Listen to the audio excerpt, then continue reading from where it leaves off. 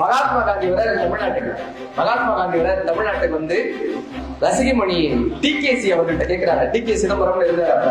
இங்க இருக்கிறவங்க எல்லாம் கேட்கறாங்க, எங்க ராமாயணம் எத்தனையோ ராமாயணம் இருக்குல்ல, எங்க ஊர்ல எல்லாம் ராமாயணம் சொல்லுவாங்க, கபீர் தாஸ் எல்லாம் சொல்லியிருக்காங்க, எத்தனையோ ராமாயணம் இருந்தாலும் உங்க ஊர்ல ஒருத்தர் கம்ப ராமாயணம்னு எழுதியிருக்காரு அப்படின்னு.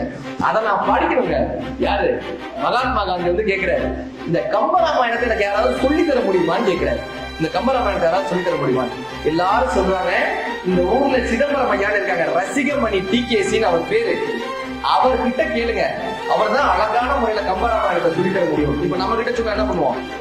எப்ப கிளாஸ் வச்சுக்கலாம் கேட்கிறோம். சார், மகாத்மா காந்தி வந்து கேட்கிறாரு, நம்ம என்ன பண்ணுவோம்? எப்ப கிளாஸ் வச்சுருவோம்? இப்ப வச்சிருவோமா அப்ப வச்சிருவோமா? ரசிகமணி டிகேசி வந்து மகாத்மா காந்தி கிட்ட சொல்றாரு, உங்களுக்கு நான் கம்பராமாயணத்தை சொல்லி தர முடியாதுன்னு. சொல்லி தர முடியாதுங்க. ஏன்னு கேட்டாங்க, அடுத்த பிறவி என்று ஒன்று இருந்தால், அதில் நீங்கள் ஆசீர்வதிக்கப்பட்டவராய் இருந்தால் நீங்களும் தமிழனாய் பிறக்க வேண்டும். நான் ஆசீர்வதிக்கப்பட்டவராய் இருந்தால் நானும் தமிழனாய் பிறக்க வேண்டும்.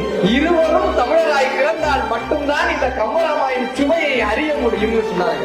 10,000 பாடல்களை வித்தாக தந்தது ஒரு சத்தான கம்பனை கீடு, இன்னும் வித்தாகவில்லை என்று பாடு.